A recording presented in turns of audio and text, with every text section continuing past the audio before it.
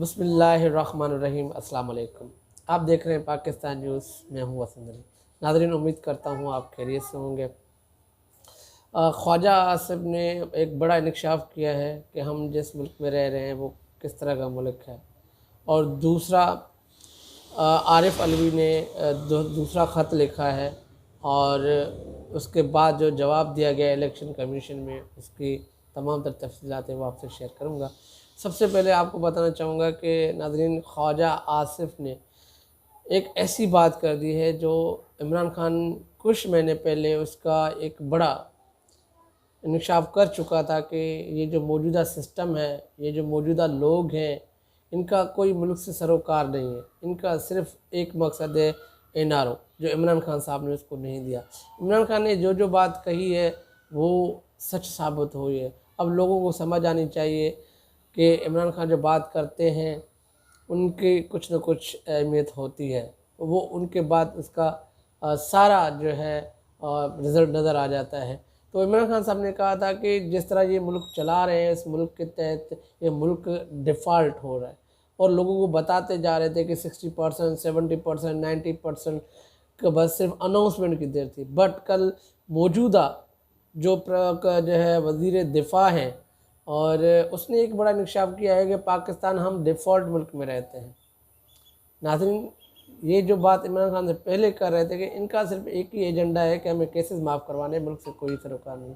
But in लोगों ने अभी जो एक काम किया है वो ये काम है कि पाकिस्तान को डिफ़ॉल्ट डिक्लेयर कर दिया। समझो कि इन लोगों ने कल जो एक बयान दिया था उसमें कहा है कि हम डिफ़ॉल्ट मुल्क में रहते हैं। जो लोग कहते हैं डिफ़ॉल्ट कर गया है, ये डिफ़ॉल्ट हो चुका है। नाज़रीन, इस टाइम सोशल मीडिया पे एक बड़ी भरमार है और लोगों में गम और गुस्सा पाया जा रहा है कि यही लोग कुछ दिन पहले यही बात कर रहे थे जो है मुल्क डिफ़ॉल्ट नहीं हुआ। अब इसका जवाब कौन देगा? इस टाइम प्राइम मिनिस्टर जो है वो जवाब दे सकते हैं, वज़ीर ख़जाना, इनकी कोई अभी तक तरदीद नहीं आ रही। एक बड़ी बात करने के बाद किसी भी मौजूदा हुकूमत की तरफ से कोई तरदीद नहीं आई। इट मीन्स पाकिस्तान डिफ़ॉल्ट कर चुका है। आलमी जो बरादरी है वो सिर्फ अनाउंस करने में देर है, वो लिख के देंगे कि पाकिस्तान इस टाइम डिफ़ॉल्ट हो चुका है। अदरवाइज़ इस टाइम पाकिस्तान की मौजूदा जो गवर्नमेंट है इस पर खामोशी अख्तियार कर चुकी है। इसकी असल वजह यही है कि पाकिस्तान डिफ़ॉल्ट कर चुका है। अब ये कितने सिक्योरिटी खदशा है और ये कितना बड़ा अहम है, अब इस पर नोटिस लेना चाहिए। और दूसरी, आरिफ अलवी साहब ने एक ख़त लिखा था इलेक्शन कमीशन को, जिसका जवाब नहीं दिया गया था। और उसके बाद एक दूसरा ख़त लिखा गया था जिसके ये कहा गया था कि आर्टिकल 57 के तहत जो है वो आरिफ अलवी साहब जो है वो इलेक्शन की अनाउंसमेंट कर सकते हैं।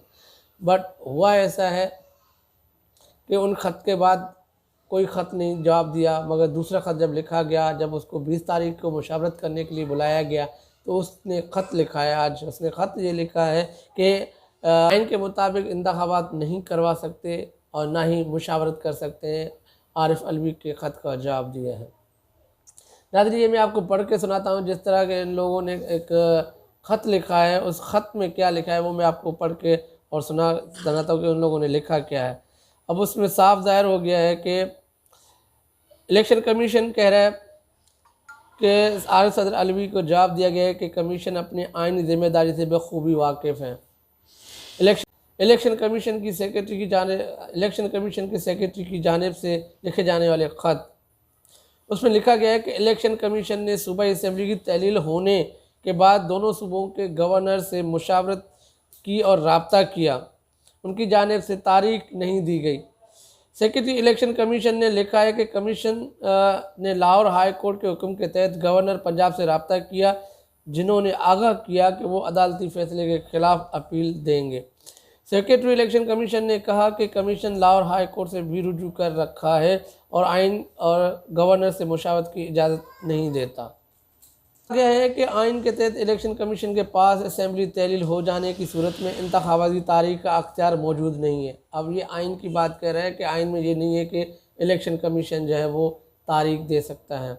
और ख़त में लिखा गया है कि कमीशन सदर पाकिस्तान के ओहदे का एहतराम करते हुए लिखा है कि इलेक्शन कमीशन तारीख का मामला अदालत में ज़ेर समात होने की वजह से इलेक्शन के मामले पर सदर या पाकिस्तान के ऑफिस से मुशावरत नहीं कर सकता। इट मीन्स के जो इलेक्शन कमीशन के सेक्रेटरी जो ख़त लिखा है उसने ये कहा है कि हम तमाम तर बाखूबी जानते हैं आइन के मुताबिक हम अपने जो हमारे आइन में ऐसी कुछ नहीं लिखा हुआ कि हम मुशावरत या ऑफिस सदर के ऑफिस में बैठ के बात करें। इट मीन्स कि इनकी तरफ से अब भी ये क्लियर मैसेज चला गया कि वो 20 तारीख से आरिफ अलवी के साथ मिलने नहीं जाएंगे, जिसमें दावत दी थी आरिफ अलवी ने कि आप आएँ और इलेक्शन पे मुशावरत करें। इट मीन्स अब इलेक्शन का जो 20 तारीख को होने वाली बात कल को वो यहीं पर रुक जाती है, वो अब वहाँ पर बात नहीं होगी। अब सदर आरिफ अलवी आइन के मुताबिक क्या जो आर्टिकल 57 है वो इस्तेमाल करते हैं या इलेक्शन की तारीख देते हैं, ये कल बड़ी अहम डिबेट होगी। कल का दिन बड़ा अहम होगा इसी वजह से कि इलेक्शन कमीशन वैसे तो आइन की बात कर रहा है, मगर आइन में ये भी लिखा हुआ है 90 डेज़ के अंदर इलेक्शन करना। हर कोई इलेक्शन से भाग रहा है, गवर्नर इलेक्शन से भाग रहा है और मौजूदा हुकूमत भाग रही है, इलेक्शन कमीशन भाग रहा है। इन कोर्ट के रिमार्क्स भी आ चुके हैं कि इलेक्शन का एक ही काम है इलेक्शन करवाना, जो इलेक्शन नहीं करवाए बाकी सारे काम वो करवा रहा है, इलेक्शन नहीं करवा रहा। अब ये बड़ा जो आइन का एक गैप आएगा और ये एक बड़ी जो है आगे जाने वाले जो ये लोग गवर्नर हैं या अब ये आइन शिकनी कौन होगा, ये अदालतों की और वकीलों की जिम्मेदारी होगी। आने वाले वक्त में पता लग जाएगा कि आइन शिकन कौन बनता है। ये तमाम तर चीज़ें थी जो आपके साथ शेयर की। अपना ख्याल रखिएगा। अल्लाह हाफ़िज़।